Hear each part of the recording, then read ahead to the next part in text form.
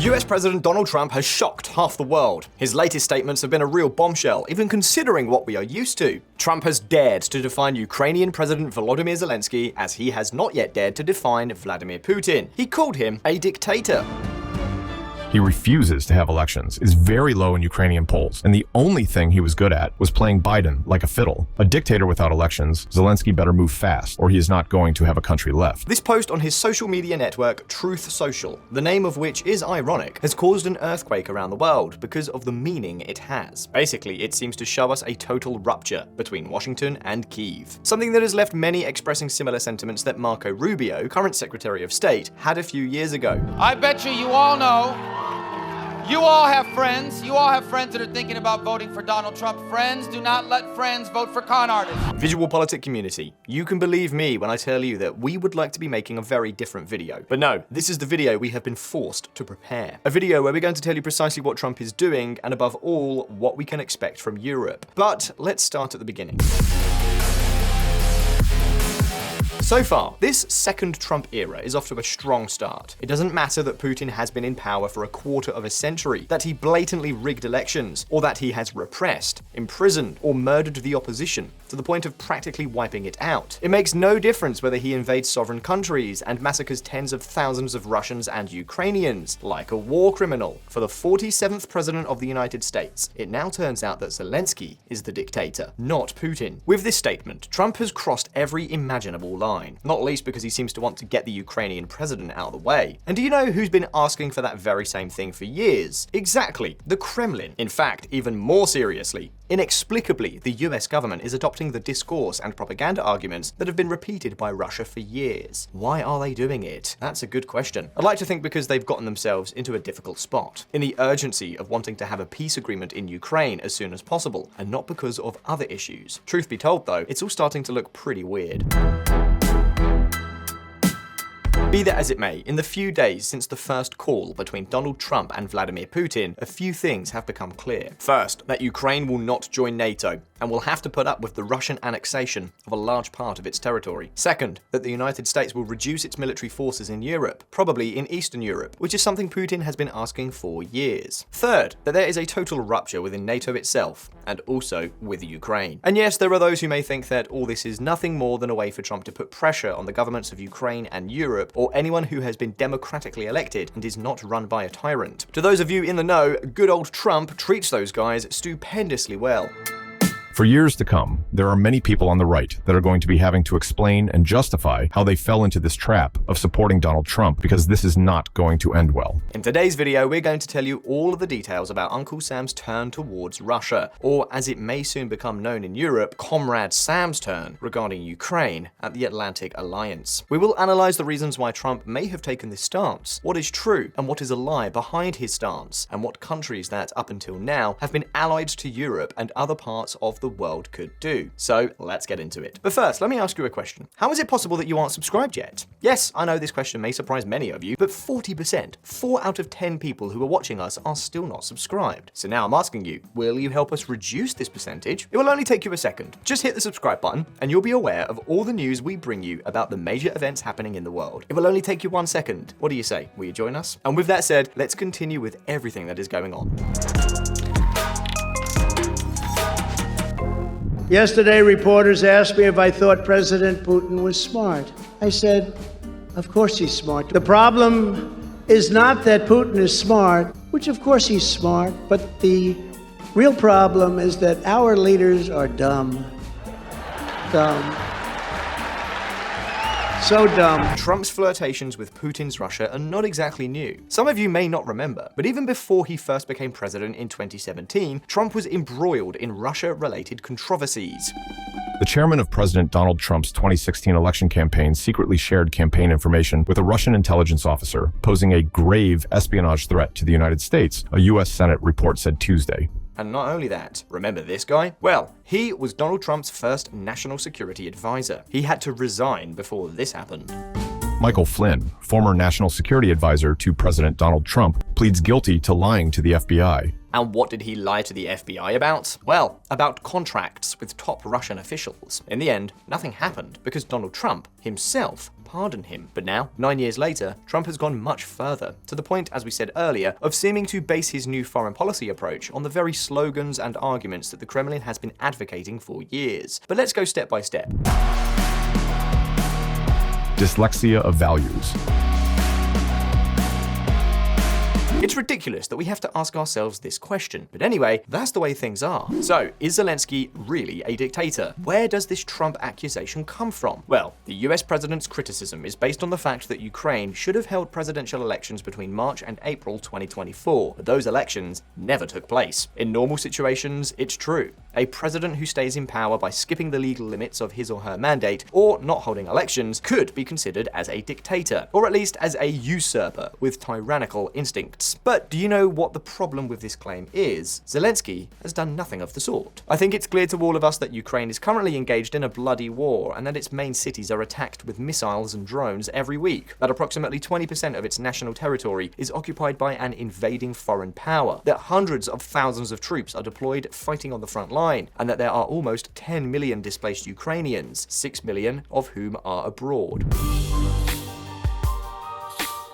So to begin with, if you have a quarter of your population displaced and a fifth of your territory occupied by another country, holding a presidential election is pretty crazy. There could be no campaigning, a large portion of the population could not vote, and on top of that, missiles could rain down on you while you attend a political event or go to vote. It makes no sense at all. It would not be a real election. How could an election in which millions could not vote, and those who could vote would do so surrounded by weapons, attacks, and pressure from Moscow, be legitimate? It simply could not be. That's why countries with wars taking place on their own territory do not usually hold elections. Do you want an example? In the United Kingdom, between 1935 and 1945, there were no elections. The elections that were due to be held in 1939 never took place because of the pre-war situation. And do you know who was elected Prime Minister in 1940 by an extended parliament? That's right, Winston Churchill. The same Winston Churchill of whom Trump has a bust in the Oval Office. Does he consider Churchill a dictator? But there's even more. Ukraine is at war because Russia invaded it. And for this reason, there is martial law in Ukraine. I don't know, martial laws are usually for these cases, for wars, right?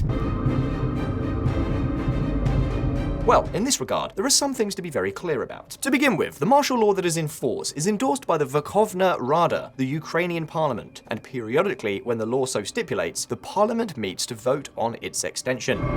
The Verkhovna Rada supported the extension of martial law for 90 days until May 9th. This will be the 14th time the Rada votes for martial law and mobilization. Zelensky's government has already gone to parliament 14 times to ask for the extension of martial law, as provided for in its constitution, and even the opposition is voting for its extension. In other words, Zelensky is not claiming for himself powers outside the law, but is following the mechanisms provided for by Ukrainian law itself, while respecting the country's democratic institutions. In fact, both the Ukrainian constitution itself, as well as the law regulating martial law and the electoral law, prohibit holding elections, whether to renew the parliament or to elect a president, so long as martial law is in force. A law that, by the way, stems from 2015. In other words, its origin has nothing to do with Zelensky. In the course of martial law, it is prohibited. Changing the constitution of Ukraine, election of the president of Ukraine, as well as elections to Supreme Council of Ukraine and local governments, conducting all Ukrainian and local referendums, strike action. That is to say, Zelensky is not only not a dictator, but he is complying to the letter of the law and the deadlines for renewal by the parliament that are established in the martial law. So, let me stress again. He is neither a dictator, nor is he unduly perpetuating himself in power. But do you know who is a dictator? Vladimir Putin. The Russian dictator maneuvered in 2020 to reform the Russian constitution and reset the maximum term count. The reason, as Russian law stood at the time, Putin could not run for election again in 2024. So, he basically made all the terms of office he had held before not compute in the accounting. And so, Putin was able to run again for the presidential elections in 2024. And he will be able to do it again in 2030, an election where there is no real opposition because Putin has taken it out of the way. But curiously, Donald Trump Trump must not think Vladimir Putin is a dictator, basically because he has never called him one. Instead, he has called him a brilliant man, a genius, and lately also a man who wants peace. But beyond the issue of dictator, yes or no, Trump's words, or rather lies of these recent hours and days, have consequences that extend much further. And we're talking about lies as clumsy as this one. Scott Bessent went there to Ukraine and was treated quite rudely because he was basically told no, and Zelensky was sleeping and was not available to meet with him. The story goes that the Ukrainians treated him badly, and Zelensky didn't meet with the Treasury Secretary because he was sleeping. Right, Donald? Quite curious, don't you think? Yet, in this story, it's not only Trump who is the protagonist. There are also many others who have played a key role in getting us to this point. And in this case, I'm referring to Europe. Because yes, there are some things that the Trump administration is right about, despite all that we're telling you. And that is precisely what we're going to look at next. Reality check in Europe. It's no secret that Europe has not been up to the task, neither during the Ukrainian war nor before it. It's not true that the United States has allocated $200 billion more to Ukraine than Europe, as he claimed yesterday on the Truth social network. In fact, by existing counts, Europe has contributed 132 billion euros to Ukraine, compared to the 112 billion euros contributed by the United States, or about 15% more. The problem is that, apart from the numbers, money and direct arms deliveries to Ukraine are not the only things that matter. And this is where we come to the part where Trump is right, and where Europe must change radically, especially now after this turn of events by the United States. Europe, with a few exceptions such as Poland and the Baltic countries, has put itself between a rock and a hard place. To begin with, the Brussels bureaucratic machine has slowed down and even hindered many decisions that should have been taken at the beginning of the war, or even earlier. For example, today, 3 years later, there is still no European funding mechanism to strengthen defense, purchase weapons en masse, and stimulate the depressed European military industry. It's something that is being discussed now, but it's already significantly behind schedule. Following the pandemic, the EU rushed to put 750 billion euros on the table to recover from the effects of COVID-19, the so-called Next Generation Plan. A plan that, as we told you a short time ago on Visual Economic, has been a complete failure. Well, the curious thing is that there's still no similar plan to reinforce European security, while a foreign power continues to invade a European country. In fact, the EU is considering making an urgent fix 3 years later to use unspent COVID funds to buy armaments. EU considers tapping 93 billion euros in unspent COVID recovery funds for defense. This news is from 19th of February, not years or months old. You know the story, bureaucracy at its finest. The reason? Cross vetoes, lack of leadership, fear of voter rejection. It could be many things. What is clear is that Europe in general is not measuring up, and Trump is right about that. At the same time, support from Europeans to help Ukraine until Russia withdraws has fallen drastically, particularly in the last year. Support for Ukraine until it wins falls sharply in Western Europe, poll finds. YouGov survey finds negotiated end to war with Russia is preferred option in 4 out of 7 countries. VisualPolitik community, in a past video here on VisualPolitik, we already told you that the big problem facing Europe is that the clash with Russia may well not end, even if the war in Ukraine comes to an end. When the war is over, Russia will have an oversized army with 1.5 million troops and a military industry at full strength. This is causing many intelligence agencies and analysts in Europe to sound the alarm. If Putin gets his way, in a few months or a few years, he could try again, either in Ukraine or in another European territory, even if it is part of NATO. Russia could attack NATO by end of decade, German intelligence chief warns.